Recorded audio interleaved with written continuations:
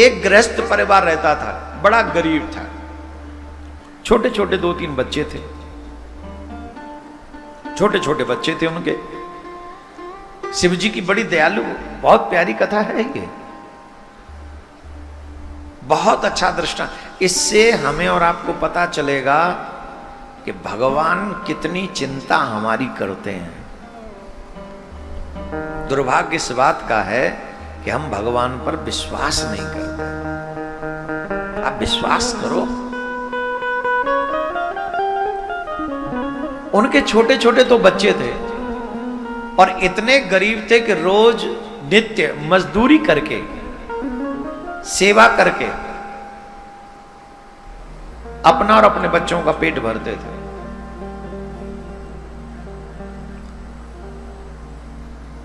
दो तीन दिन से सर्दी के दिनों में बारिश हो रही थी। बारिश होने के कारण उसने कोई काम नहीं मिला था और कार्य न मिलने के कारण उनके घर में अन्न नहीं बचा था। वो जो देवी थी ना, उनकी पत्नी बड़ी भक्त थी शिव जी के। काम तो करती थी किसी का मकान इत्यादि चिनवाने का, वजन उठाने का, ईंट उठाने का, जो भी काम होता है वो ही करती थी। लेकिन एक नियम बना रखा था कि जब तक शिव जी का दर्शन न कर ले और शिव जी पे एक जल लोटा न चढ़ा दे, तब तक वो काम पे नहीं जाते थे। ये नियम था उसका। 2-3 दिन से काम मिला नहीं था। इनके पति को सर्दी बढ़ती जा रही थी। इनका तो रेगुलर काम चल रहा था किसी के यहां, देवी का। सर्दी बढ़ रही थी तो पत्नी ने कहा, देखो ये बालक बड़े छोटे छोटे से हैं, इनको सर्दी लगती है, गर्म वस्त्र नहीं है, तुम कुछ गर्म वस्त्र ले आना आज जब पैसा मिले तो। पति ने कहा, देखो हमारी स्थिति ऐसी है कि अब घर में अन्न तक नहीं है खाने को, सर्दी भी बढ़ रही है। पहली बात तो काम मिले उसके बाद में दाम मिले, और दाम मिले तो फिर उसके बाद अन्न चाहिए, उसके बाद तो अन्न चाहिए। तो हमें इतना तो धन मिलेगा नहीं कि हम गर्म वस्त्र ले आए। अभी तुम अपने गर्म वस्त्र इनको पहना दो, फिर देखेंगे लाएंगे। तो उस देवी ने अपने जो गर्म वस्त्र देवियों के होते हैं वो उन बच्चों को पहना दिया और स्वयं कार्य करने के लिए गई। तो जब कार्य करने के लिए गई तो शिव जी के मंदिर में गई और मंदिर में जाके प्रार्थना की, भूत भावन भोलेनाथ, सर्दी बढ़ रही है, मेरे छोटे छोटे बच्चे हैं, अब उन बेचारों को सर्दी लगती है, घर में कोई ऐसी व्यवस्था नहीं है जो हम उन बच्चों को प्रदान कर सके। आप कृपा करो, आप तो सबको देने वाले हो, जब सबको आप देते हो तो इस बालक को भी, इस दासी को भी आप प्रदान करें। संयोग इतना अच्छा था, जैसे ही ये मंदिर से बाहर निकली तो उस नगर का एक नगर सेठ, मंदिर, क्योंकि जो सर्दियों में कोई कंबल वगैरह बांटता है तो अधिकांश मंदिरों में ही जाता है, तो मंदिरों में, मंदिर में खड़े होके वो कंबल बांट रहा था। तो ये उस कंबल को लेने के लिए लाइन में लग गई और कहा, हे महादेव आपकी बड़ी कृपा, आपने एक क्षण में मेरी प्रार्थना स्वीकार कर ली, इतनी जल्दी सुन ली। अब वस्त्र नहीं तो सही, कोई बात नहीं, ये कंबल में अपने बच्चों को उड़ा दूंगी तो मेरे बच्चे सर्दी से बच जाएं। कंबल के लालच में वो वहां बहुत देर खड़ी रही। अंत तो गत्वा उसका नंबर आया, और जब उसका नंबर आया तो उसे कंबल भी मिल गया। कंबल लेकर वो जब जा रही थी तो सामने से एक बूढ़ा बाबा आए। बूढ़े बाबा ने कहा, अरी बेटी सुनती है क्या, अरी बेटी सुनती है क्या, अरी बेटी सुनती है क्या, अरी बेटी मेरी बात सुन। अरे बेटी मेरी बात सुन, देख वो जो कंबल बांट रहा है ना, वहां बहुत लंबी लाइन है, बहुत लंबी लाइन है। और मेरे वृद्ध अवस्था में इतना सामर्थ्य नहीं है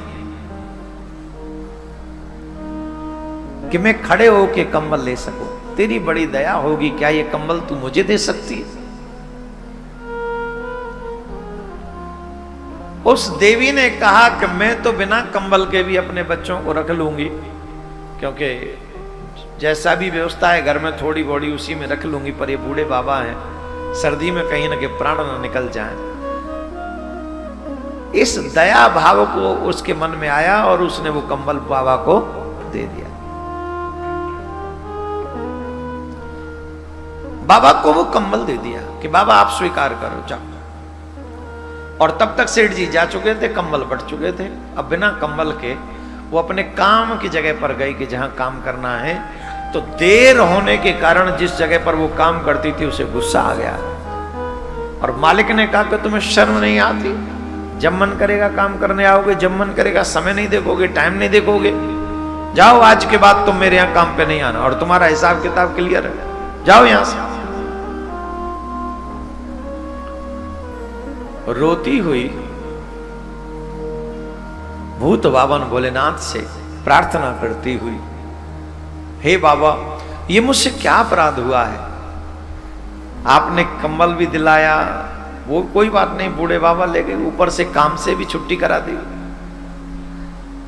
अब आप जानो, आपका काम जाने, कहीं मेरे बच्चे भूखे न रह जाते। वो घर पहुंची, उसका पति भी घर पहुंचा। देवी ने पूछा काम मिला? बोले नहीं मिला। तुम कैसे जल्दी आ गई? बोले मुझे तो काम से छुट्टी दिला दी, छुट्टी हो गई कि तुम काम नहीं करोगी। क्यों? तो पूरी घटना बताई, और पूरी घटना बताई और बताया कि एक कंबल मिला था, कंबल के लालच में रुक गई और ये घटना हुई। फिर वो कंबल भी एक बाबा को दे आई। तो उसके पति ने बड़ा डांटा, अब तेरा बाबा भोला बाबा दे देगा तो काम तुझे, ये भोले के चक्कर में ऐसी आ गई है, ऐसी आ गई है। तू कंबल को भी दे आई, एक कंबल मिला था वो भी दे आई, इधर काम से भी हाथ धो लिए। अरे भाई, भोले की भक्ति कर लेना, पहले अपने बच्चों को तो देख ले। क्या भोले के पीछे पड़ गई है? ऐसी भी दया, क्या दया कि अपना कंबल उस बूढ़े को दिया ही। अरे कंबल ही ले आती, कम से कम बच्चे तो सुरक्षित रहते। सिचुएशन थोड़ा चेंज करो, अपने बारे में सोचो। मेरे घर की ये स्थिति होती तो क्या हम अपना कंबल उसको देते? जवाब दो। कितने लोगों के घरों में अनाप शनाप पड़ा रहता है, उसके बावजूद भी द्वार पर आए हुए भूखे को 2 रोटी नहीं देते। ये आज का सनातनी है, आज का। मैं सबकी बात नहीं कर रहा हूं। बैंकों में भरा पड़ा है पैसा, लेकिन अपने बुजुर्गों की भी सेवा व्यक्ति ढंग से नहीं कर पा रहा, और ऊपर से हम आशा करते हैं कि भगवान हमारे साथ अच्छा करेगा। हमारे घर का कोई सदस्य भगवान की भक्ति में लग रहा हो, भजन कर रहा हो, हम उसे गालियां दे दे के भर देते हैं, बाबा जी हो जा, ये हो जा, वो हो जा। हम उस खुद भक्ति करते नहीं। अपने घर का कोई व्यक्ति भक्ति करे तो वो हमसे बस बर्दाश्त नहीं होता, उसे भी सुनाते रहते हैं कुछ ना कुछ, कुछ ना कुछ, जैसे इसके पति ने सुनाया।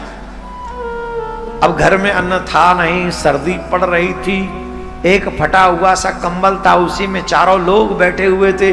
दरवाजा घर का बंद था, बारिश अभी भी हो रही थी, बिजली चमक रही थी, छोटा सा कमरा था, उसी में चारों लोग बैठे हुए थे। भूख के मारे नींद नहीं आ रही थी। उसी समय किसी ने दरवाजा खटखटाया, अरे कोई भीतर है, अरे कोई भीतर है, अरे कोई भीतर है। देवी ने कहा देखो कौन है, कौन है? तो कहा मैं एक राहगीर हूं, दरवाजा खोलो, बाहर बारिश हो रही है, मैं थोड़ा परेशान हूं। देखो देखो कौन है। पति बोला पता नहीं कौन सी बलाई आ गई अब रात में, एक तो सर्दी पड़ रही है, कंबल जैसे तैसे गर्म करा, अब इसके लिए दरवाजा खोलो। अरे पत्नी बोली द्वार पर आए हुए अतिथि से ऐसे नहीं बोलते, ना जाने किस रूप में बाबा भोलेनाथ मिल जाए हैं, थोड़ा शांत, ऐसे नहीं जाओ। देखने के लिए गया तो देखा एक व्यक्ति खड़ा है जिसके सर पे तमाम गरम गरम वस्त्रों की पोटली बंधी हुई। उसने कहा भैया मैं गरम गरम कपड़े बेचता हूँ, कंबल और बच्चों के और इत्यादि वस्त्र बेचता हूँ। अब सर्दी पड़ रही है, अंधेरा हो गया, रात हो गई, बारिश पड़ रही है, मैं कहाँ जाऊं। सुबह से मैंने भोजन भी नहीं किया, भोजन की सामग्री भी है पर भोजन नहीं की अवसर ही नहीं मिला, बेचने में लगा रहा। एक काम करोगे क्या? बोले क्या? बोले अपनी पत्नी को कहो जितनी भी ये सामग्री है क्या मेरे लिए भोजन बना देगी। अरे बोले अब तुम कौन हो, कहां से आए हो, तुम्हारे लिए भोजन हमारी पत्नी बनाएगी। अरे भैया पूछ लो तुम्हारी पत्नी बना सके तो, नहीं तो और कहीं चले जाएंगे। अरे सुनती हो? बोले क्या हुआ? अरे ये देखो कोई राहगीर हैं, ये कह रहे हैं हमारी भोजन की सामग्री भोजन बना दो, तो भोजन करके चले जाएंगे। तो उस देवी ने कहा हे देवता, हम पे अपने लिए तो भोजन बनाने को है नहीं, कोई आशा लेकर आया है, मुझे भोजन बनाने में कितनी देर लगेगी, उनसे कह दो सामग्री दे दें, हमारे घर में सामग्री नहीं है। अरे उनको कहो अपनी देवी को हम पे सामग्री बहुत है, सारी सामग्री का भोजन बना दो, बना दो बस। बोले हम भोजन बना देंगे, आप प्रतीक्षा करो। तो वो सामग्री उसने दे दी और वो सामग्री लेकर देवी ने ले ली और वो चूल्हे में अग्नि जलाई। और वो पहले चूल्हे होते थे, सिलेंडर विलेंडर तो होते नहीं थे, चूल्हे में अग्नि लगाई और तवा रखा और जो भी भगोनी रख के सब्जी बनाई होगी बना दिया भोजन। उतनी देर वो एक दूसरे से बातें करते रहे, भोजन बन गया और सारा सामग्री का जो भोजन था, जितना भी भोजन बना, वो देवी ने वो सारा भोजन लेकर कहा ये ले जाओ, उनको भोजन कराओ। पति देव गए, कहा कि आपका भोजन है, आप भोजन करो। अरे वाह, तुम्हारी पत्नी ने भोजन बड़ा स्वादिष्ट बनाया, ऐसा लगता है जैसे बहुत मन से रुचि करके उन्होंने भोजन बनाया। हमको लगता है कि तुम्हारी पत्नी जो है बड़ी अतिथि सेवी है, अतिथियों की बड़ी सेवा करती है। अरे बोले भोजन करो, तुम जाओ, काहे को हमारी पत्नी की बात कर रहे हो, करो जल्दी करो भोजन। तब उस आगंतुक ने कहा इतना भोजन बना दिया है, बोले तुम्ही ने तो कहा था सारी सामग्री का भोजन बना दो। बोले हाँ कहा था, सामग्री कहाँ ले जाता, इसलिए सारी सामग्री का भोजन। तुम एक बात बताओ, तुम लोग भोजन कर चुके हो क्या? अरे हमसे तुम्हें क्या मतलब, तुम भोजन करो। बोले मतलब है जिसने रात्रि के समय मेरे लिए भोजन बनाया है उससे इतना तो पूछना बनता ही है कि भोजन किया है कि नहीं। तो पति बोला ना हमने भोजन किया, ना पत्नी ने भोजन किया, ना बच्चों ने भोजन किया। क्यों नहीं किया, इतना समय हो गया? अरे बोले कैसे करें, हमारे घर में तो अन्न का दाना भी नहीं है। उस अतिथि ने कहा ऐसा समझो जैसे शंकर भगवान ने मुझे तुम्हारे लिए भेजा है, आओ हम सब मिलके भोजन करेंगे। इतनी सामग्री है, मैं अकेला कैसे खाऊं? अरे नहीं पहले आप खाई। अरे नहीं पहले आप खाई, आप सब मिलके खाएंगे और सबसे पहले इन बच्चों को भोजन कराओ। ये भोजन करने का नियम है, सबसे पहला भोजन घर के बुजुर्ग को करना चाहिए, उसके बाद घर का भोजन बच्चों को करना चाहिए, छोटे छोटे बच्चे जो हों, फिर उसके बाद घर का भोजन बड़े लोगों को करना चाहिए। और रसोई बनाने वाली देवी को घर का भोजन जब सब भोजन कर चुके हों सबके बाद करना चाहिए। द्रौपदी जी के चरित्र से यही सीखने को मिलता है। और बड़ी खुशी हुई इस बात को देखकर कि देवियां ताली बजा रही हैं। नहीं तो कई तो यूं कह देती वाह भोजन हम ही बनावे और हम ही देर में करें, पर मोस्टली देवियों का यही स्वभाव होता है, वो सबसे पीछे ही खाती। अब महाराज भोजन करी थी, सबने मिलके किया, सबसे पहले बच्चों को कराया, फिर अतिथि को कराया और फिर पति देव ने अतिथि के साथ ही भोजन किया और बचा हुआ भोजन उस देवी ने स्वीकार किया। वो अतिथि भोजन करते करते बोले वाह आनंद आ गया, ऐसा स्वादिष्ट भोजन तो मैंने कभी किया ही नहीं। देवी आपके हाथों में जादू है कोई, हम आपका ये कर्ज कैसे उतारेंगे? आपने हमारे लिए भोजन बनाया। अरे आप ऐसे नहीं, बस आप आशीर्वाद दीजिए मेरे बच्चे सब सुख चैन में रहें।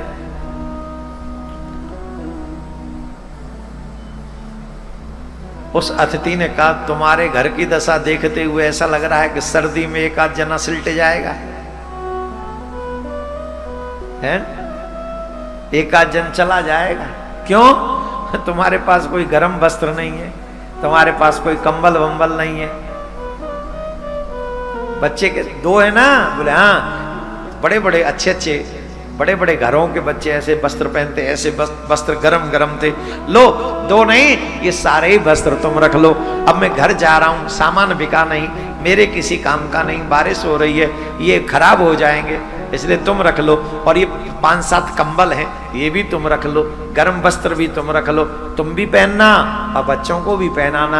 और भोजन बहुत स्वादिष्ट बनाया, हम तुम्हारे से बड़े प्रसन्न हैं, हम जा रहे हैं, तुम हमेशा अपने बच्चों का ध्यान रखना और शिव शिव शिव शिव कहते रहना।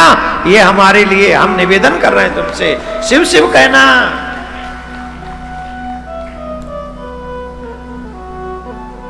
नहीं नहीं, हमें जरूरत, हमें आवश्यकता नहीं, इतना ऐसे नहीं नहीं नहीं। बोले अरे तुमने हमें भोजन कराया, सबसे बड़ा दान जानते हो क्या है? अन्नदान है। तुमने हमारे लिए भोजन बना के दिया, हम मर जाते रास्ते में तो इनका क्या करते हम? इनका क्या करते हम? इसलिए तुम रखो, अब हमारी इतनी बात माननी पड़ेगी। तो उन्होंने वो रख लिए और कहा शिव जी बहुत जल्दी तुम पर कृपा करेंगे, हम प्रार्थना कर रहे हैं। और ऐसा कहकर वो चले गए। और जब वो ऐसा कह के चले गए तो पत्नी ने कहा देखो हमारे भोले बाबा को तुम कितना खोटा खोटा सुनाते थे, खरा खरा सुनाते थे ना, आज भोले बाबा ने ही कृपा करके हमको लगता है ये सब व्यवस्था तुम्हारे लिए की है। देखो लो बेटा तुम ये वस्त्र पहनो, तुम ये वस्त्र पहनो। कंबल देखने लगे तो अचानक से उनमें वो कंबल दिखाई पड़ा जो कंबल एक बूढ़े बाबा को ये देके आई थी। बोली ये कैसे संभव है? ये तो वही कंबल है जो कंबल मैंने उस बूढ़े बाबा को दिया था। अरे पागल हो क्या, ये कैसे हो सकता है? बोले मैं भूल नहीं सकती इस कंबल को, इतना अच्छा कंबल था, मैंने सब कंबलों में ये पहचान ली ये कंबल। और ये कंबल इन कंबलों में कैसे आ गया? झट वो रोने लगी, हाय हाय मेरे तो भाग्य फूट गए, मैं पहचान न सकी। वो कंबल लेने वाला भी शिव था और ये कंबल देने वाला भी शिव है। वो मेरी परीक्षा के लिए शिव आए थे, मेरी परीक्षा लेने आए थे और शिव ने ही मेरी परीक्षा ली और वो परीक्षा में शायद उनकी दृष्टि में सफल हो गई, इसलिए वही कंबल मुझे यहाँ लेने वाला भी शिव और देने वाला भी शिव है। हाय हाय मैं पहचान न सकी, हे भोले मुझसे जो अपराध हुआ वो क्षमा करो। अब तो पति रोवे सो रोवे। अरे मैंने क्या क्या सुना दिया, उल्टा सीधा सुना दिया। भोले बाबा, हे भोले बाबा हमको क्षमा करना, हे भोलेनाथ हमको क्षमा करना, हम अनजान, हम गंवार है, पहचान नहीं सके। वस्त्र और भोजन में ही मस्त हो गए और वस्त्र और भोजन में इतने मस्त हो गए हम आपको भूल गए। हे भोलेनाथ कृपा करना, हे भोलेनाथ कृपा करना। उसके बाद ऐसा चमत्कार हुआ कि उस पोटली में, जो वस्त्रों की पोटली थी, उसमें एक ऐसी पोटली निकली जिसमें अपार धन था और उनका छोटा सा घर बहुत बड़ा घर बन गया और उन बच्चों के लिए महल बन गया। ये बहुत पुरानी कथा नहीं, ये कलयुग की अभी की कथा है। किसी को खिलाने से तुम्हारा भोजन कम न हो जाएगा, किसी को वस्त्र पहनाने से तुम्हारे घर के वस्त्र कम न हो जाएंगे, किसी की सहायता करने से, किसी की परोपकार करने से तुम्हारे घर में कभी धन की हानि नहीं होगी। जो मनुष्य दूसरों को खिलाना जानता है परमात्मा उसे कभी भूखा नहीं रहने देता। जो मनुष्य दूसरों के तन को ढकता है वस्त्रों से, परमात्मा उसके तन को कभी भी बिना वस्त्र के नहीं रहने देता। यही भगवान का स्वभाव है। अरे भैया कितना भी धन जोड़ जोड़ के इकट्ठा कर जाओ सब यहीं छूट जाएगा, लेकिन जितना भी परोपकार में खर्च करके जाओगे वही तुम्हारे साथ जाएगा। परोपकाराय पुण्याय पापाय परपीड़नम। हाँ, इतना संभाल के रखो जिससे तुम्हारा घर गृहस्थ चलता रहे, परिवार के खर्चे चलते रहे, तुम्हें किसी के आगे हाथ न फैलाना पड़े। और इसके बाद अगर बचता है तो परोपकार करते रहो करते रहो करते रहो, क्योंकि यही तुम्हारी सबसे बड़ी पूंजी है, सबसे बड़ी पूंजी है, सबसे बड़ी पूंजी। राधे राधे बोलना पड़ेगा।